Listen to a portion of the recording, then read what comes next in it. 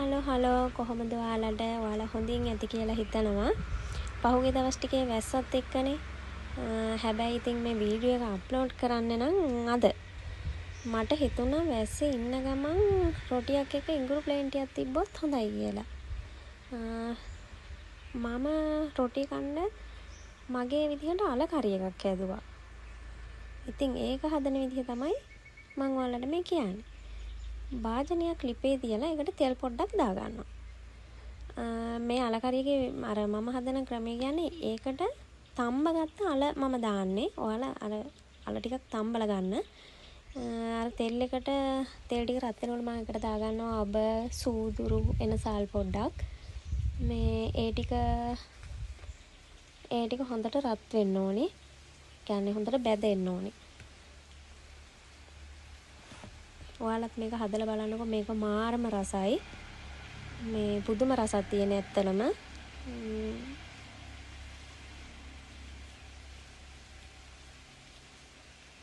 ඊට පස්සේ මම එකට එකතු කර ගන්නවා තලාගත්ත සුදු ලූණු, බී ලූණු, රම්පේ කරපිංචා, ආමු මිරිස්, සීයඹලා පොඩ්ඩක් තක්කාලි ගෙඩියක්. මුලින්ම දා ගන්න ඕනේ සුදු ලූණු ටික. ඒ ටික පොඩ්ඩක් හොඳට බැද ගන්න ඕනේ.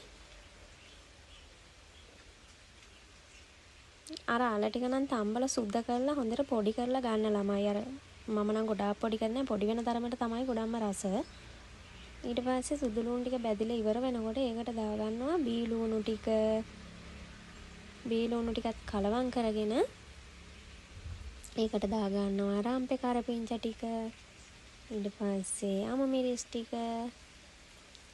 ඒ ටිකත් කලවම් කරගෙන ඊට පස්සේ ඒකට දා ගන්නවා සීයඹලා ටික, තක්කාලි ටික දාලා දැන් මේ ටික පොඩ්ඩක් මේ තෙලේ බැදෙනවා. තෙලේ බැදෙනකොට ගොඩාක් නෙවෙයි. ඊට පස්සේ අපි එකට දා ගන්න ඕනේ මිරිස් කුඩු. ඊට පස්සේ තුන පහ.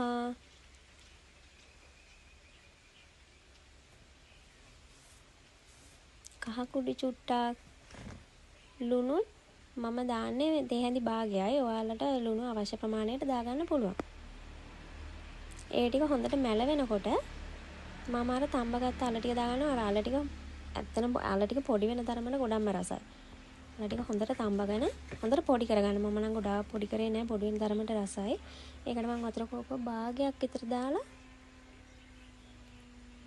මේ පොඩ්ඩක් අර මේ අපි අර දාගත්ත පහේ ටික පොඩ්ඩක් තැම්බෙන්න තියනවා වහලා.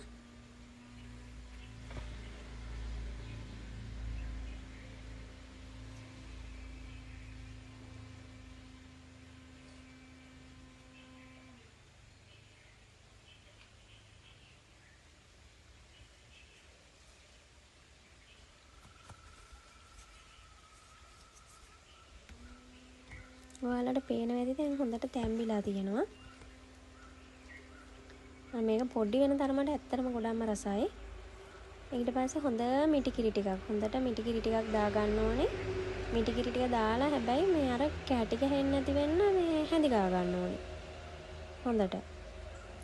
මේකට තව ඔයාලට කියන්න බැරුණා උම්බලකට පොඩ්ඩක් දා ගන්න. අපේ ගෙදර උම්බලකට කන්නේ. මේ රොටිත් මම මේ කෙසෙල් කොලේ හදාගන්නේ මේ මාරම රසයි. කෙසෙල් කොලේ හැදුවට පස්සේ අපි අර ලැල්ලේ තුනී කරනකොට වඩා කෙසෙල් කොලේ තුනී කරගත්තාම රසයි. මේ අනිත් එක ළමයි මම මේ අර රොටි තැටියට මේ කෙහෙල් කොලයක් දාලා තමයි පුච්ච ගන්න. ඒක හේතුව මේ මට රොටි තැටිය ගන්න කඩේ මුදලාලි කිව්වේ තැටිය අඩිය අල්ලන්නේ පිච්චෙන්නේ මනම් ගොඩක් කිව්වා. මම ගෙනහලා දවසයි ලිපේ තිබ්බේ මේ හොඳටම කළු වුණා.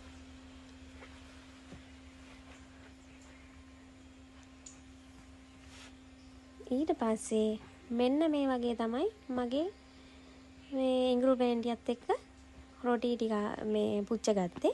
මේක මාරම රසට තිබ්බා. මං ලුණු මිරිස් පොඩ්ඩකුත් තිබිලා ඒ ටිකත් පොඩ්ඩක් තියාගත්තා. මාරම රසට දුණා. ඇත්තටම මාරම රසයි ළමයි. ඔයාලා හදලා බලන්න මේ අල කරි එක.